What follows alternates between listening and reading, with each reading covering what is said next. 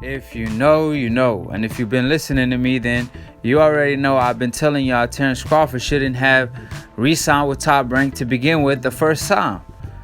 How would you re-sign with a promoter that Mikey Garcia left, Floyd Money Mayweather left, Oscar De La Hoya left, Cotto left, Manny Pacquiao, his fighter that he promoted over the years that he haven't seen a fighter like him since Muhammad Ali, left him as well.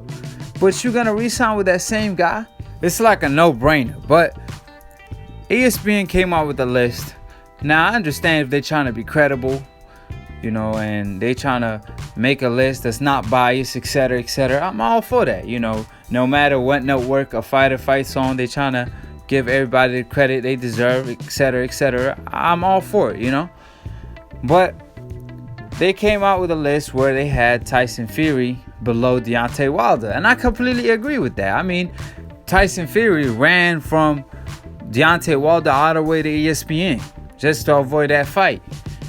I mean, he already had that rematch right in front of him, and he turned down a $40 million to fight Tom Schwartz and make $1 million and have a contract where he wanted 2 tune-ups, then a Deontay Wilder fight because he didn't want that rematch right away. Because he knew maybe next time the referee will count him out if he don't beat the 10 count, which he didn't. Right? Now, I don't got no problem with that.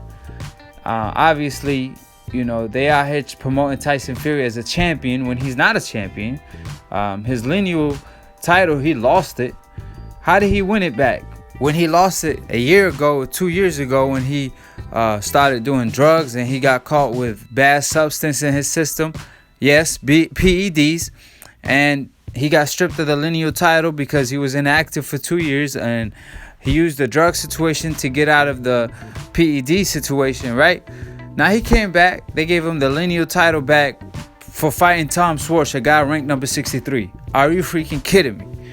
Right? So why would Deontay Wilder, the guy who defended his title like 9 times already, he about to be a super WBC champion if he gets that 10th defense. So Deontay Wilder deserves to be on top of Tyson Fury all day, That's something you really can't dispute. However, when you move down to the welterweight division, I always say, and I stay consistent with what I say, Terence Crawford is the number 1 pound for pound, period. Today, at least.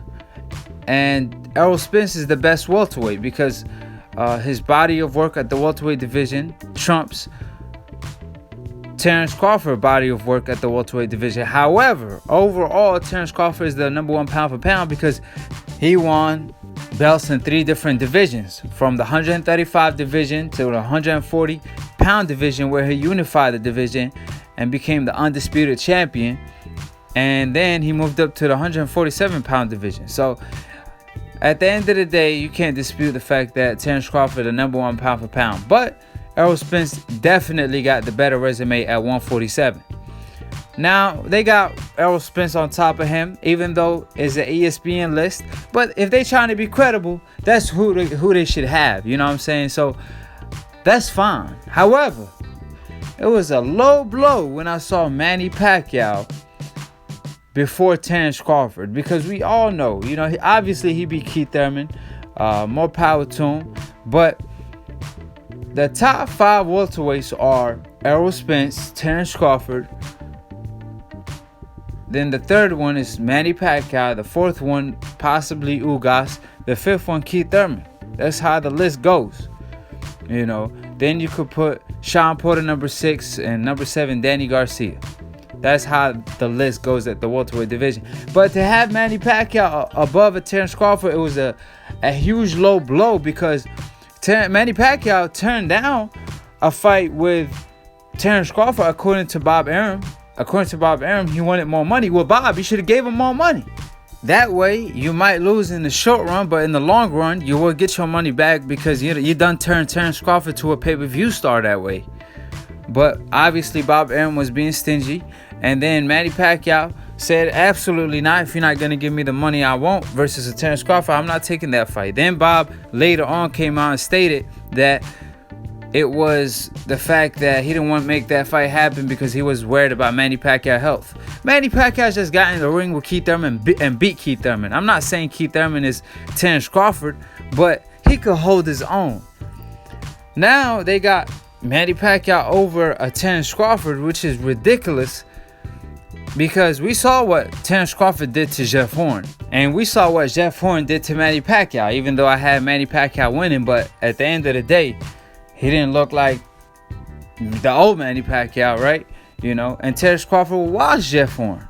So just to have just to have Manny Pacquiao on top of Terence Crawford, it was a low blow, and that's why Terence Crawford needed to leave ESPN and dip out of Top Rank ASAP. As soon as his contract is up by the end of the year, it's a no-brainer for Terence Crawford to leave Top Rank and ESPN.